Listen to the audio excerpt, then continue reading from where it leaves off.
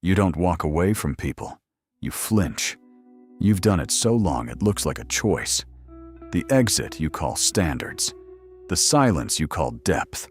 The distance you call peace. The same reflex, wearing a better word. You didn't choose to be alone. You stopped waiting to see if anyone would choose you. Watch how it hides. You're at a table. 6 people. The talk is the weather. The game, somebody's kitchen renovation. And you feel that flatness creep in. That low contempt. Small talk, you've decided, is theft. It steals your time, and you were built for the 3 a.m. conversation about death and meaning, not this. And maybe you were. But notice what depth lets you do. A wall you can call depth is a wall nobody's allowed to question. You never have to say, "I'm afraid to be known." You just say, "They're shallow." And the door closes, quietly. And it closes looking like wisdom. That's the first costume. There are 3 more, and they get harder to take off. The second one calls itself standards. The friends were disloyal. The people were fake. No one ever measured up. So you hold the line. You'd rather be alone than settle. Except you didn't raise a bar. You dug a moat. The standard was never a filter. It's water you poured around yourself so no one could get close enough to leave. The third one calls itself filtration. It started with one no. No to the drinks. No to the Saturday. No to the thing that would have cost you an evening. Every no felt like a win.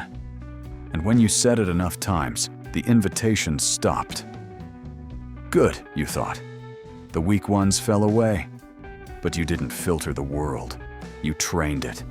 You taught every person near you that the answer is no until they quit asking. And then you sat in the silence you built and wondered why your phone never lights up. You don't have high standards. You have a flinch with a vocabulary. Those 3 you might admit to on a good day. This last one you'll deny the hardest because it's the one that feels like your strength. Self-sufficiency. You don't need anyone. You've got your books, your work, your training, your own mind. 3 days alone and a normal person comes apart. But not you. You run on your own fuel. So when someone starts to drift, you don't chase. You say, "Good. I prefer it." But go back. Before the books, before the standards, before any of the philosophy. There was a person, maybe more than one. Someone you let in, who left, or pulled away, or just slowly stopped showing up. And it cost you more than you let anyone see. So somewhere in that quiet, you made a decision. Never again. Never need it. Never let the leaving have that kind of weight again. And everything after that, the depth, the standards, the no, the armor, you built it all on top of that one decision. Self-sufficiency isn't your nature. It's the scar tissue that grew over the place where someone walked out. There is a difference between a man who can be alone and a man who decided being alone is safer than being left again. You've been calling the second one the first one for years. So take them off. All 4. At once. Underneath every costume is the same small motion. A flinch, repeated 10,000 times until it hardened into a personality. And you started calling it who you are. And it has a name. It's called the Exile Reflex. The exile, because you leave. The reflex, because you don't decide to. It's faster than deciding. Someone gets close, the air shifts, and before you've thought a single thought, you're already halfway out the door, already reaching for the reason. Standards. Depth. I'm just busy. The reason always shows up a half second after the leaving, to make the leaving look like a choice. It wasn't a choice. It was a flinch. Everyone told you the same beautiful thing, that you're the wolf the village couldn't tame, the sovereign who rose above them all. And you wore it like armor. I understand why. It turns a wound into a crown.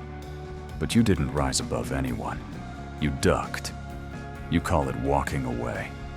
Your body calls it ducking. You're not alone because you're superior. You're alone because someone hurt you once, badly enough that you did the math and decided that 1 was a number nobody could ever take from you again. That is the wound. Not that you're alone. Solitude was never the injury. The wound is that you stopped expecting anyone to stay. You started grieving people before they finished arriving. You left every room in your head before you ever walked in. You can't go back. The person who left, left. That moment isn't yours to rewrite, and no armor you build now will reach back through time and undo it. So let it stay where it is. But the reflex is not the past. The reflex is right now. It's the text sitting unanswered on your screen tonight. It's the invitation you're already drafting the no to. The past handed you the flinch. You're the one still choosing to obey it. And what you chose, you can unchoose. It's smaller than you think. And it starts tonight. So you start small, not with the people you lost, not with a room full of strangers. That's just the reflex sprinting toward a grand gesture, so it never has to sit still. Smaller than that. 1 flinch. Caught once. There's a message. You know the one. Someone, a while back, left a door open. We should catch up. Let me know if you ever want to grab a drink. And you read it, and your whole body said no before your mind said a word. And you told yourself you'd reply later.